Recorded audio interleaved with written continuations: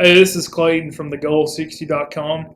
This is the fifth and final part of the conference Power 5 conference breakdowns for this season. This is the Big Ten conference, and it's the last one that I'm going to do.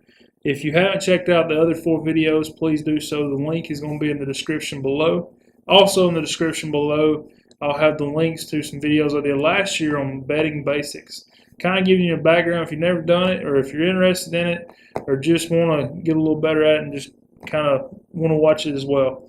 So just to jump in, as I've talked about in the other 4 videos, I come up with my own power ratings. It's not a ranking, it's more of a individual team, how they do in position grouping. So rushing, passing, both sides of the ball. So that's kind of how I come up with these projected wins and losses. I take those ratings, put them up against each team's ratings in the schedule, and how the schedule falls and what week, if they're coming off a bye week or going into one, sandwich game between 2 very competitive games, and home field advantage, that sort of thing. Come up with my own projected win totals for each team. So this is the Big Ten. I think this is going to be a big-time year for the Big Ten with 2 very good teams, one on each side of the conference, winning it all and going on the championship game. So I'll jump right in. Going into the East, I have Ohio State winning that side of the conference. I know that comes as a shock. A lot of folks are picking them to win big this year, but I just think with the talent that they have, the coaching that they have, the backing they have in their stadium, their fans, everything about that school it's very dominant, and I see them going a long way this year. So I've got Ohio State bringing back 8 starters on offense, including their very good quarterback J.T. Barrett, and 7 on defense. I have them going 12-0, 9-0 in the conference, and playing in the championship game for the conference. 10.5 win totals is what Vegas has set. That's very high. That's a tough number to get to, but I think with my projection they'll do it. The over is shaded -150. The under is +120. If I was going to play it, I would play the over, but it doesn't give you enough room with the value and the juice that's on that line. I wouldn't touch it. Only being a game and a half away, I'm saying they'll go perfect. If they don't go perfect, you're flirting with losing that bet if you take the over, and you're spending a lot of juice with -150 to get it.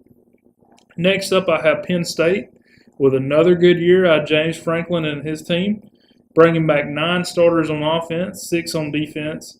I know everybody's heard of Saquon Barkley on the running back up there at Penn State, but a lot of times with that hype, it can go very bad. So just take that in consideration.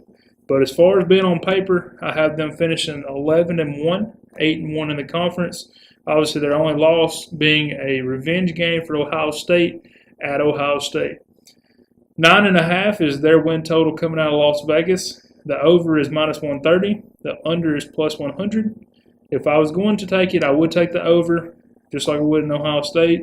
You are going to have to pay the juice if you go that route. Indiana is a surprise team on this side of the conference. And I will say this before I go any further. This conference, I have 2 teams, one on each side of the conference, that to me is a huge shock when I started breaking everything down.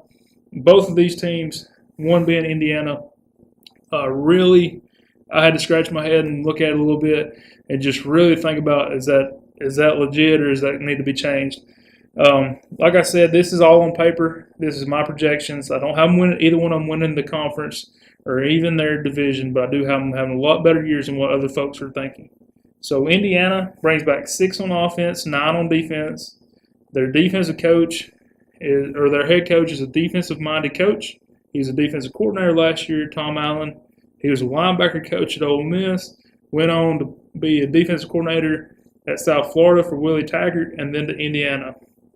This guy is a very good person, very good coach. He relates to his team, and he was on the staff last year, so he knows what he has. He knows what he's got to deal with, so he's familiar with it. I do see them having a very good year. I see them going 9-3, 6-3 in the conference. So a lot of people are probably going to watch this and think I'm crazy, but there's more to come. The Vegas line is 6. The over is -130. So obviously some folks are agreeing with me that they're going to have a good year. The under is +100. So if I was going to take it, I would have to go with the juice again and take the over 6 at -130. Michigan, I have finishing 4th in the East. I know that's going to really shock some folks, but with 4 starters on offense and 1 starter on defense, I know that this team has got a lot of backups that played.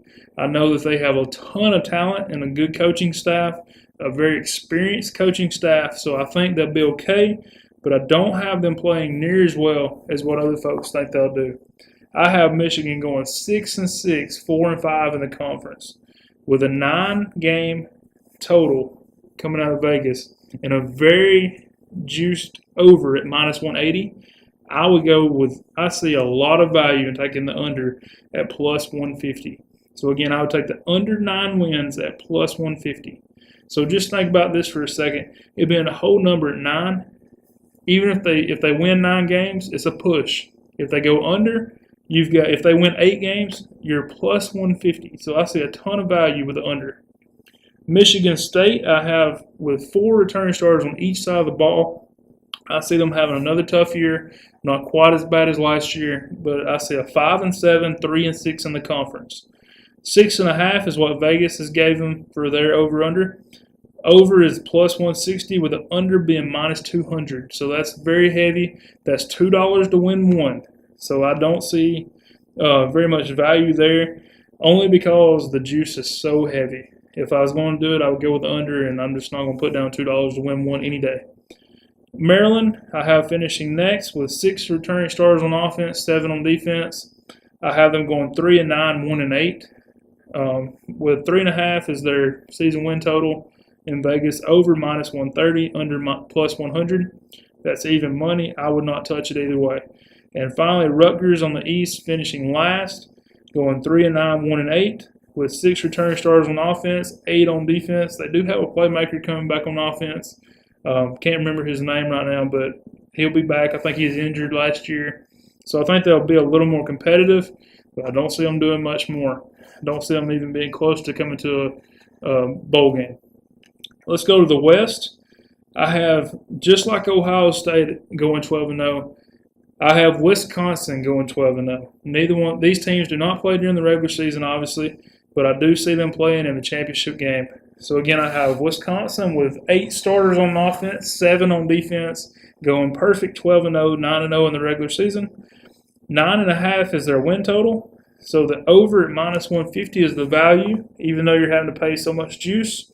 The under is +120. I think the over is the way to go. Iowa, I think, comes back with an 8-4 season, 6-3 in the conference. Their over/under is 6.5, and they bring back 14 starters.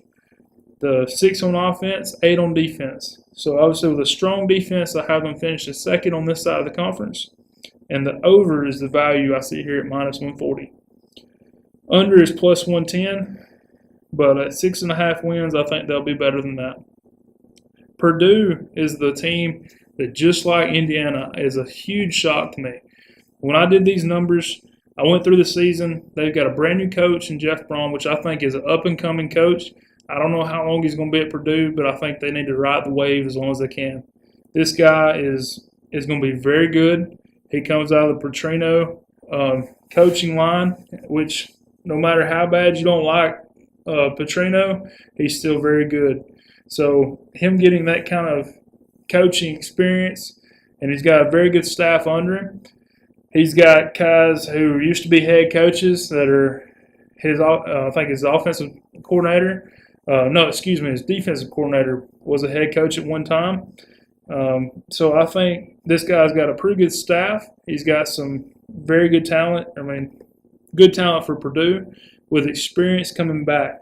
They bring back 5 on offense, and the most important stat is 8 on defense. So when you bring back 8 guys on defense, I know they're not the best players in the world, but I really think this team is going to play strong for Coach Brom, and I see them having a very good year. I see them going 8-4. Now, a lot of you are going to think that's absolutely crazy, and you've got a right to think that. But at the same time, even if they don't go 8-4, if they only go 6-6, the over/under this year is 2.5 wins. With the over being juiced at -135, I obviously think that they make a bowl game. Even at 6-6, that would be blowing that total out of the water. So I don't see a problem there. At 2.5 wins, I would take the over. Nebraska brings back 10 starters, 4 on offense, 6 on defense. I see them going 6-6, 4-5. 4-5 in the conference, and with a 7-win total coming out of Vegas. The over is -130. The under is +100. So I don't see that being any value on either side. Northwestern brings back 16 total starters, 8 on offense, 8 on defense. Northwestern has a chance to upset some teams this year, and I think they'll be okay, but I still see them going 6-6, 3-6 in the conference. 8 is their win total coming out of Vegas, with the over being -130 and the under being +100. I would go with the even money at the under of +100. Minnesota brings back 7 starters on offense and 5 on defense. I have them projected at going 6-6, 3-6 in the conference, with a 7.5 game total coming out of Las Vegas. I see going under at -150, with the over at +120. I personally will not touch that, but with Coach Fleck, could very easily have this team at 8-4 or at 3-9. We really don't know what he's going to do. His first year at Western Michigan was not very good, and then he started coming back very strong. So we'll see what he can do this year as his first year in Minnesota. And last, Lovie Smith's team, Illinois. I have 5 returning starters on offense, 6 on defense, but I have them projected at 3-9, 0-9 in the conference. I don't think this is a very good fit. This guy is an NFL coach, and he was okay in the NFL. He obviously took the Bears to the Super Bowl, but I just don't see him doing that on a long-term situation. He seems to be a good guy, but I don't think he's a college head coach. He's more of a very quiet guy, expects you to do your job. And in Illinois, you're just not going to have that many recruits, so you're going to have to coach them up. You're going to have to teach them how to play football a little bit better than even what they already know. So I don't see this working out too good. And this year, going 3-9. Their over-under out of Vegas is 3.5. Over is +105. The under is -135. So I don't see any value either way. But I just don't see them having a very good year at all. Just recap, I have Ohio State and Wisconsin both going undefeated and playing each other in the BigTen championship game. I have Ohio State winning that game and going on to the playoffs, where they will play USC in the first round.